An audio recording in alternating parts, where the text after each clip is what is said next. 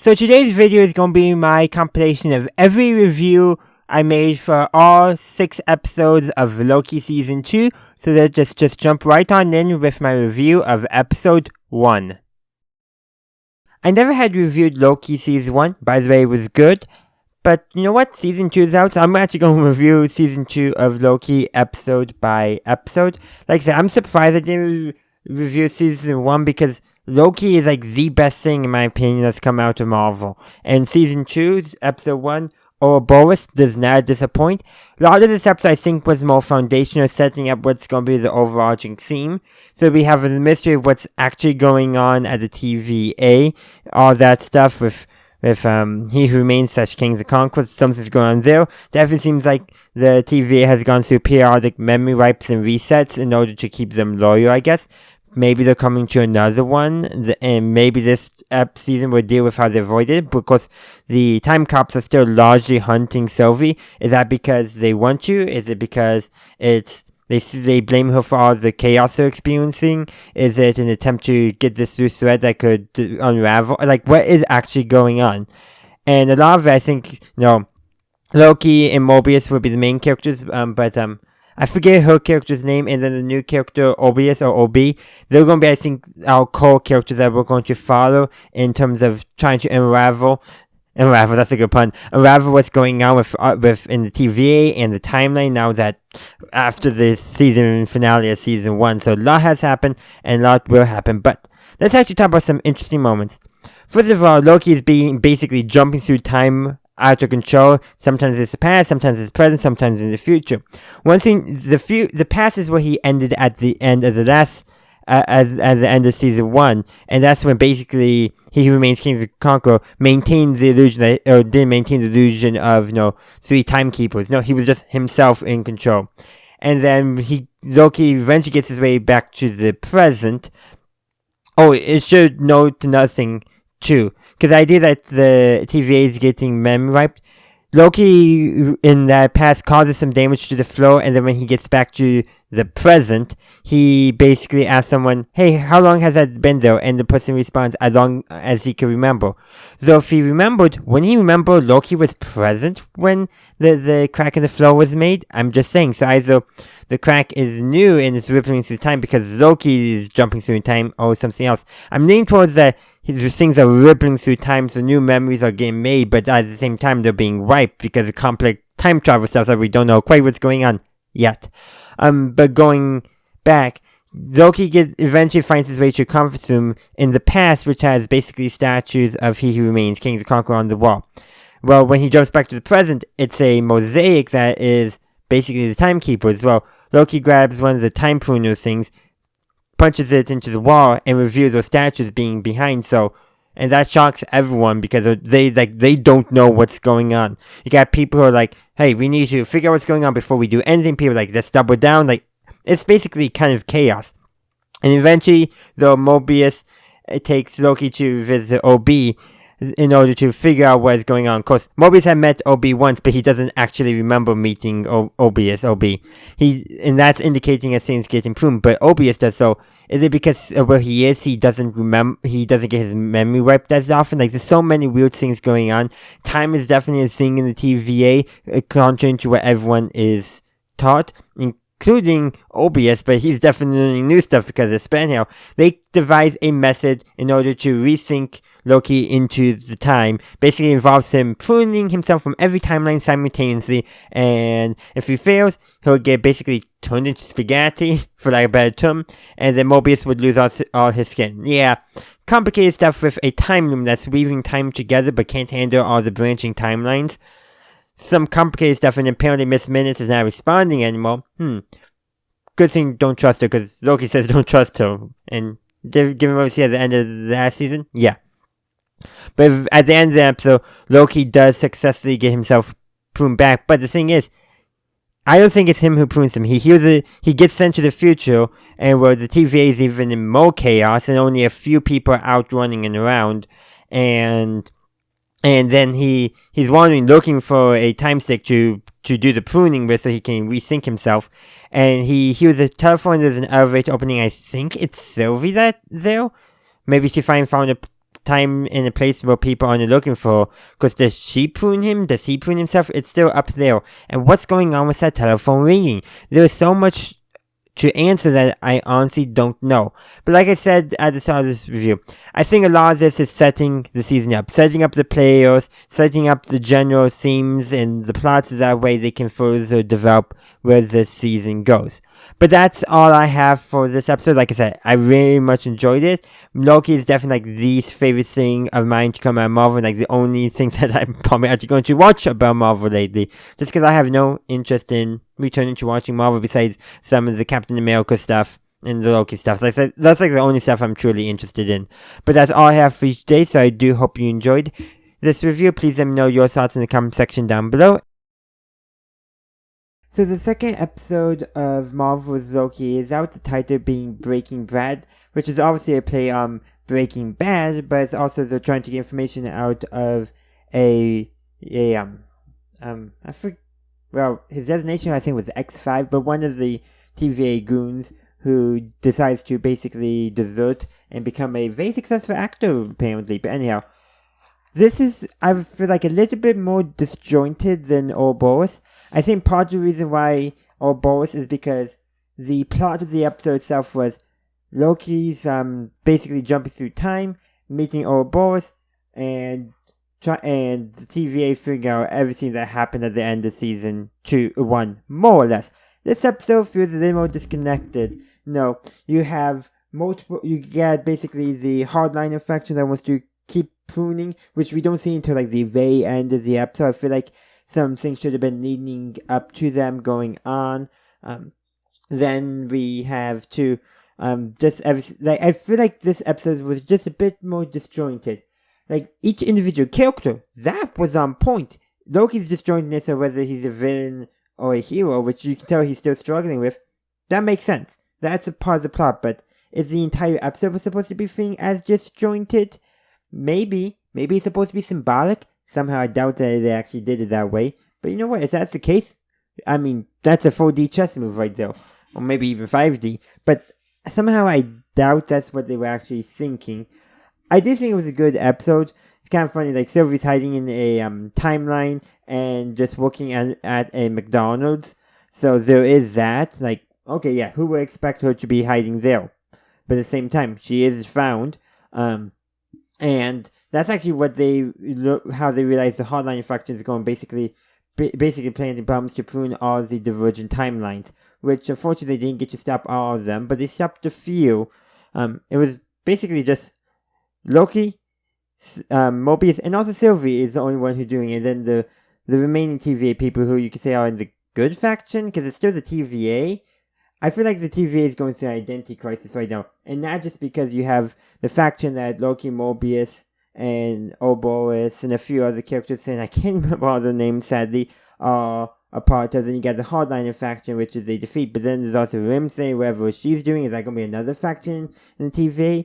Is this just an elaborate plan by He Who Remains, or one of his variants, to tear down the TVA and rebuild it? Because obviously, as established in the last episode, that has happened more than once. Maybe all this disjointedness within the TVA is supposed to be a thing, but that doesn't explain necessarily the disjointedness in the plot. Like, it would have been great if we had, a scene earlier on, and that is the recap scene, but a scene early on where some hardliners are made present, known that they want to keep on pruning the timeline. Like I feel like there's a lot of stuff going on that they could have communicated much better. Maybe give the episode 2-3 more extra minutes. That might have been all that was needed. I don't know for sure if that actually would have helped smooth things out. Like I said, there's so much good potential here, but it feels like the dots weren't properly connected. They actually lift up the pen somewhere and forgot to finish something out. I don't know, maybe they could have stretched the plot of this episode over 2 episodes. I don't know. Like, it's a good episode, but it's just disjointed in such a way that you wonder, is it a 5D chess move to be super symbolic? Or is it they were trying to tell too many things at once and things got jumbled up? Could go either way, but all the individual elements I liked. But the final picture wasn't what it could have been. But that is where I'm going to end my review of episode 2 of Star Wars.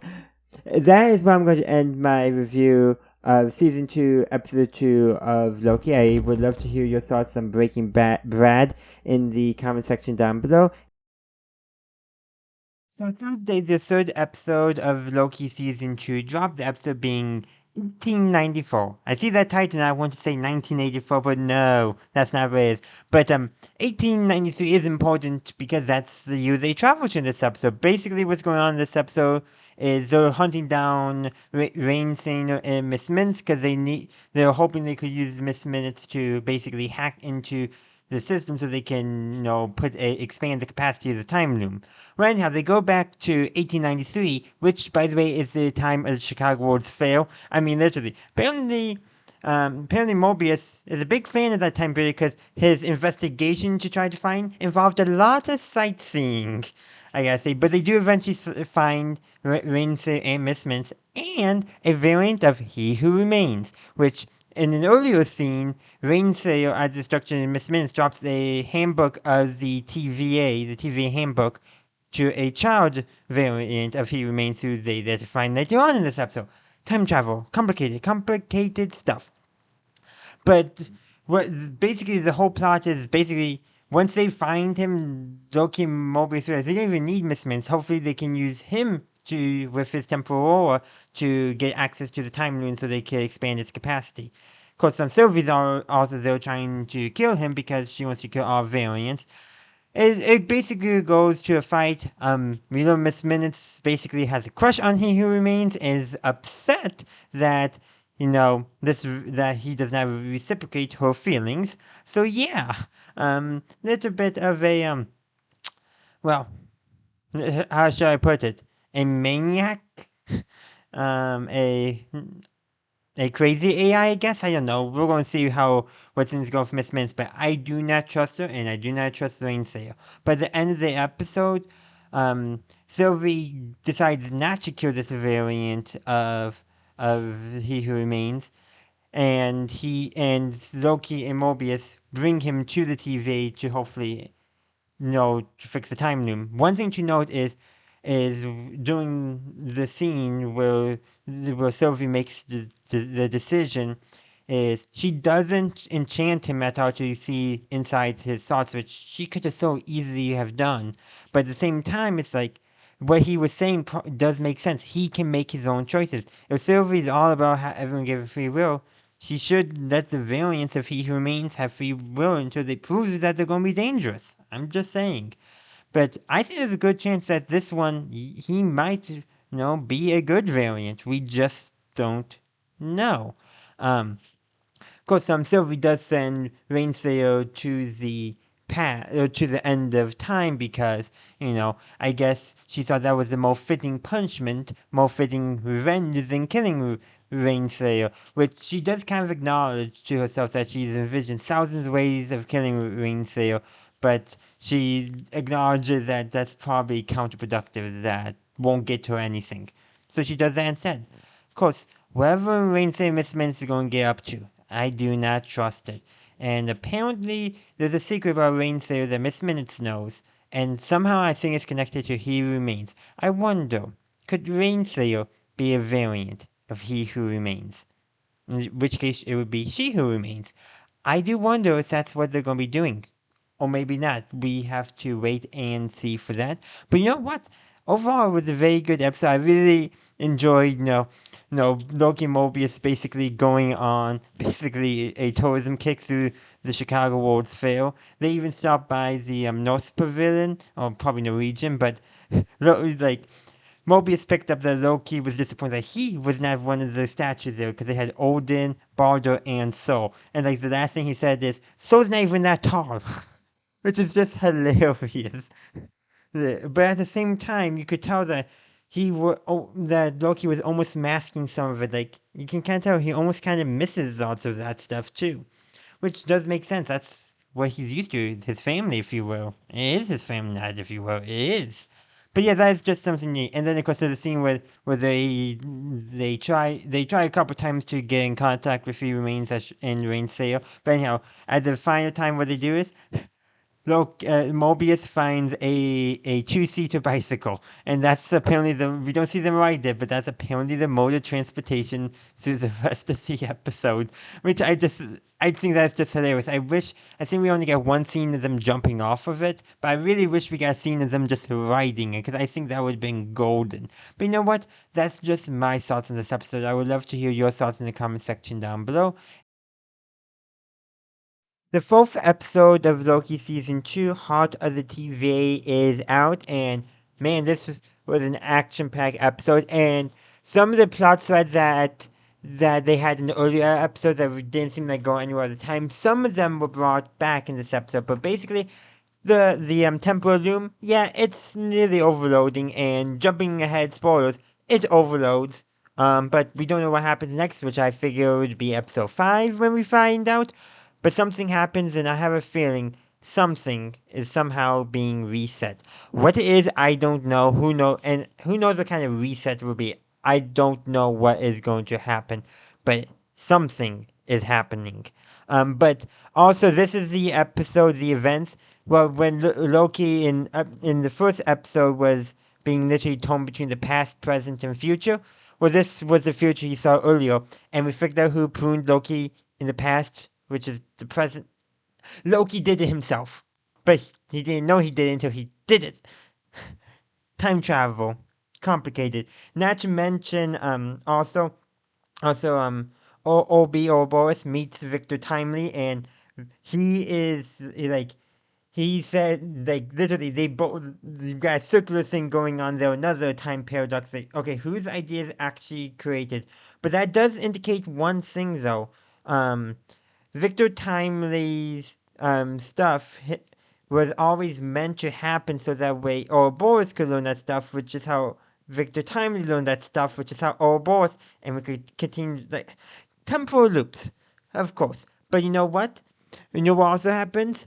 Renslayer, she goes in with the Minutemen that try to prune everything. Well, she tries to recruit them. She only gets one. X5? I don't know. Forget his name. But Brad, he's the only one who signs with Renslayer Miss Minutes. Well, and Miss Minutes basically, but also Renslayer kill all the rest, which is like yikes. Like, sure, they were trying to continue doing mission as normal, but at the same time, they were not. None of them, except for Brad, were even tempted by Renslayer's offer. Which, granted, Brad was also the only one who actually experienced life on the timeline on his own, so there is that. But another thing, just to take a note of with all that, is a couple scenes earlier, B5, she goes in, tries to plead with them to, side with them, with the new TVA that they're trying to create. Don't know if that's going to happen. That doesn't seem like that worked, but at the same time, I think it was enough to get them at least match aside with Renslayer, so there's that. But Renslayer, Mr. Minutes, and Brad, they capture Victor Timely and try to get him to help them with the loom, too, I think. I'm not sure. Complicated stuff with time travel, obviously. But what does end up happening, though, is Miss Minutes also takes full control of the TVA stuff and tries to basically knock everyone out. So what does Ouroboros do? Well, he just resets the entire system, which basically deletes Miss Minutes. I wonder if that's going to come back somehow. I do wonder. And it also disables all safeguards against magic in the TVA. And when Loki and Sylvie hear that, they go, yes! Because they want to use the magic again, which they use to basically enchant / control Brad, and he prunes Rainslayer, and they are able to get Victor Timely out. Of course, that means Rainslayer is back at the end of time again, so yeah, that's going to happen. And who knows what Brad's going to do now. Who knows? And then, of course, then the episode ends with the loom, going into critical failure. And everything goes white and cuts. And I mean literally cuts. It's the audio and visuals both cut to white. well, there's no noise whatsoever, but it's kind of jarring. It made me think, like, are we going to get a quick scene with, like, Loki's eyes popping open? Because that's what we were focusing on right when everything cut, but no. Which is, I think, probably, given all this timey-wimey stuff going on, it's probably the best way of indicating. But I have a feeling something more is going to be going on.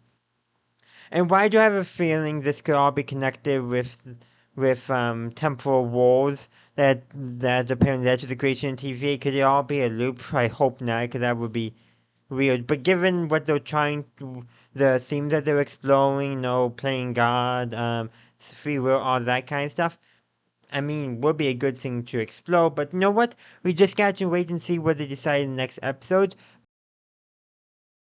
So the other day, the 5th episode of Loki Season 2 premiered, that being science fiction. Specifically, there's a slash between the science and the fiction.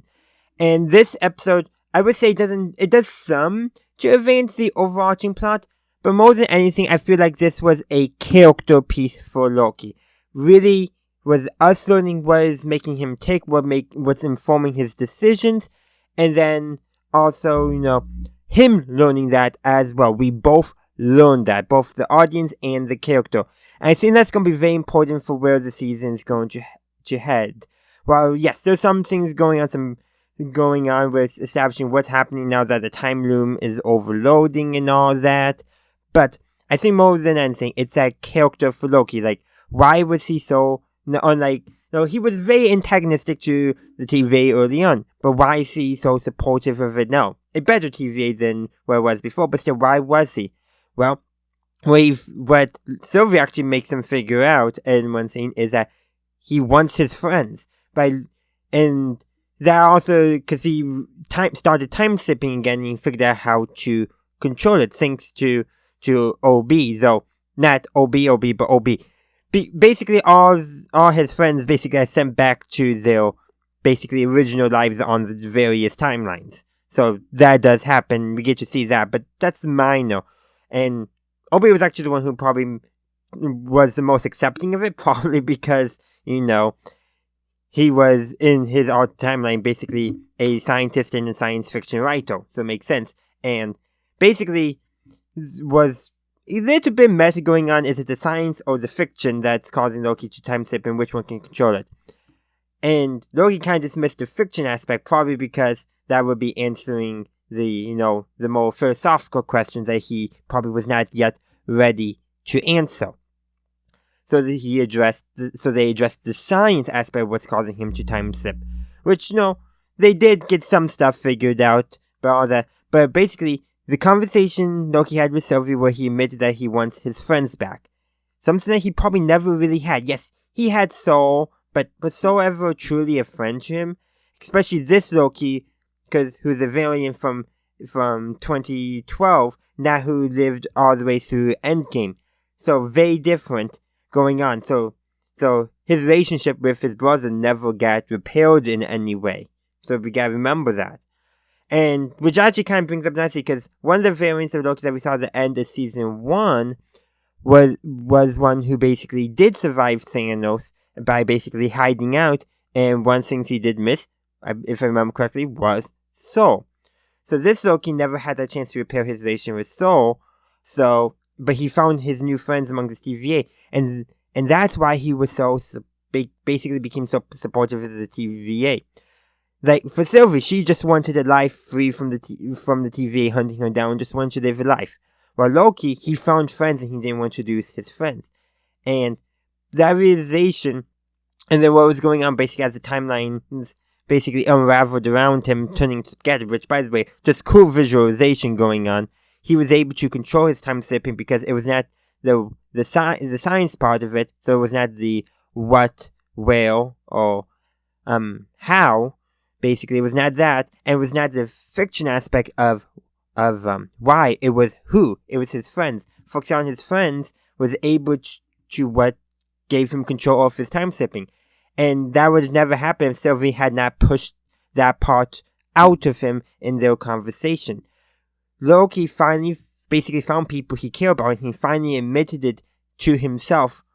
And I think this is going to be the crux of his character story. Like, perhaps they decide they won't reforge the TVA, but maybe they all will stay friends now. It's hard to say, but like there's a lot going on, but the fact that Loki was able to basically figure out a very important part of his character story is, I think, more than anything, what this episode was about. How are they going to take it from here? I'm not sure. Like, are they going to restore the TV, or are they just going to restore their memories and but keep their original lives? Like, what's going to go on?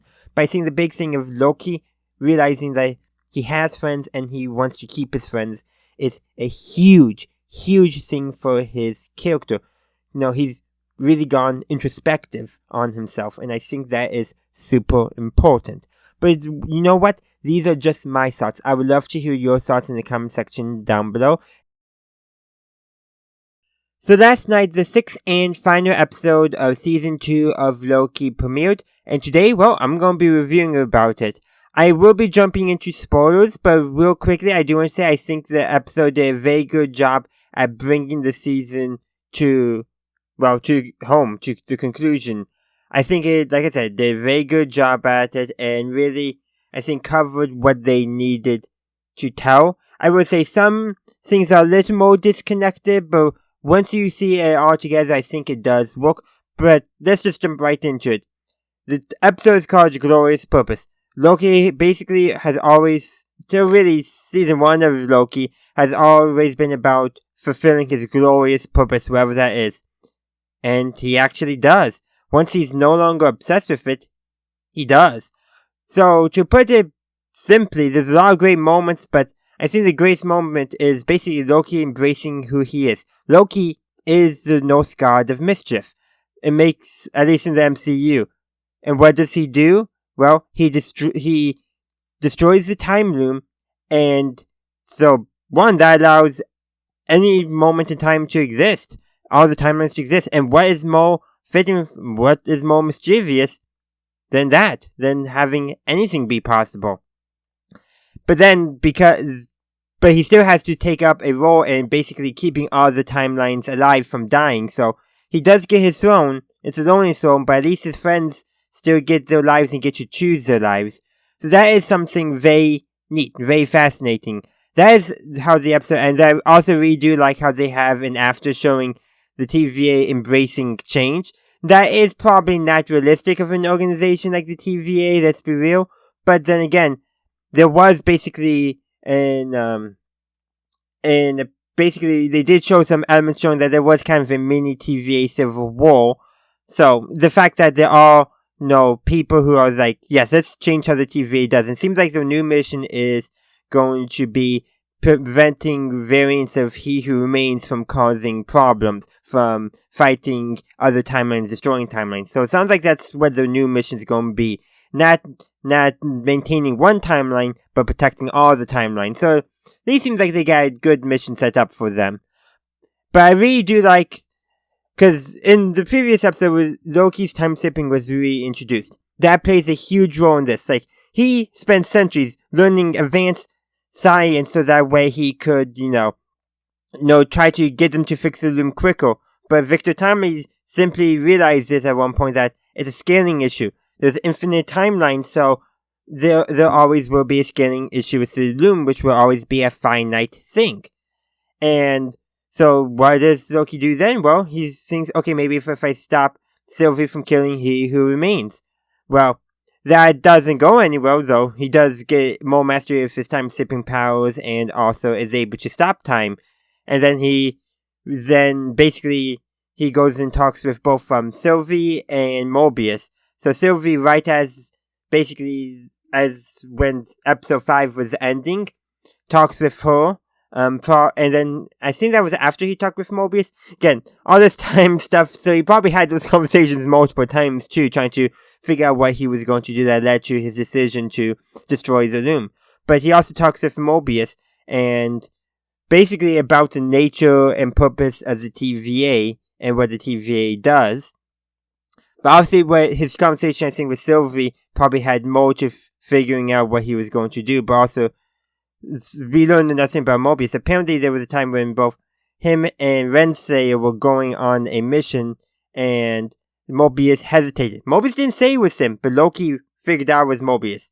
Mobius didn't really acknowledge that Loki picked up, but this was episode 1, season 1 Mobius, so slightly different Mobius. They didn't go through all the change yet. But like all those conversations brought to the point of Loki making that decision. He accepted a fate for himself, if you will. He's holding basically the entire multiverse together.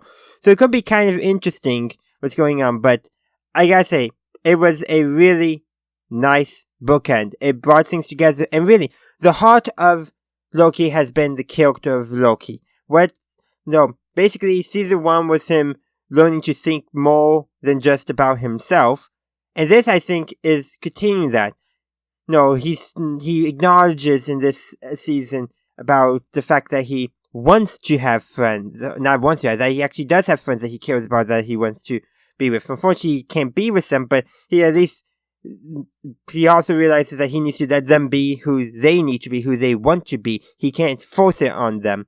So, he gives them ultimate possibility with his choice, which fits nicely with Sylvie's been the advocate of free will this entire time, and you think our Loki would also be, and he is, but he also is extremely selfish, so it's always been about him.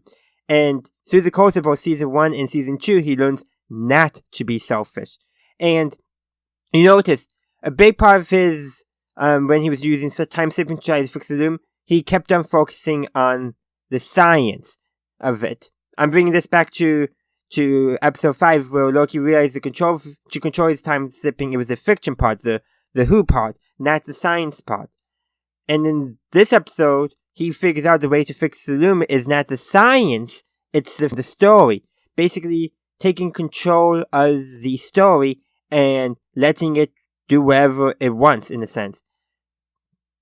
I think that's quite fitting that it's the lesson he learned in episode 5 is essentially what allowed him to fix the problem's loom in episode 6. So I do wonder, how is the TVA being powered now? Because I thought the loom was powering the TVA.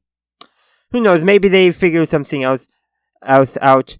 But yeah, that's most of it. But one last thing I want to leave you with. When Loki, after he destroys the loom, takes all the branches and basically keeps them alive and goes there on the throne, it zooms out and it basically is a representation of the Norse, I can't say it properly, but the world tree from Norse mythology, which is fitting because of who Loki is. And which connects nicely back from episode 3 with episode 1893, where Loki sees the Norwegian display at the World Columbian Exposition in Chicago, and the Grand Columbian Exposition in Chicago, and you can tell he's homesick for his family. And isn't it kind of fitting at the end when he finally figures out what his glorious purpose is and embraces it? I should say when he chooses his glorious purpose and embraces it, that the image it takes is that of him at the center of the world tree. I think it's quite fitting for a Loki-focused story. And I think that's pretty nice. And then it also, one last thing, it transitions to the after, then we get the title thing after all this has happened. Transitions to a new post in the TVA, which says, if I remember correctly, let's grow together. Growing the branches, protecting the branches, I think, part of going on. So that is quite interesting. So essentially, the TVA has gone from a gardener who is meticulously pruning its tree to be just perfect to, you know what? Let's just let nature take its course and we'll make sure no outside influence destroys it. Which I think is another nice imagery it could be showing. But that is all I have for episode 6, and really all of season 2 as a whole. But I would love to hear your thoughts on both episode 6, Glorious Purpose, and the season as a whole in the comment section as well. And not just the season, the series, because it already is connected. Yes, I know people are wanting a season 3, but I don't think a season 3 would work. I feel like the story has ended. Maybe, Adventures of the TVA kind of deal, but Loki's story is done, in my opinion. But that's all I have for you today. So thank you for watching, and as always, have a good day, a good night, wherever you are. Have a good one. Bye! Thank you for watching this video. I do hope you enjoyed it. If you did, please be sure to give this video a like, as well as subscribe to my channel and ring that bell to stay up to date on my latest content. Also, be sure to check out the link tree in the description, as well as any other links I have down there.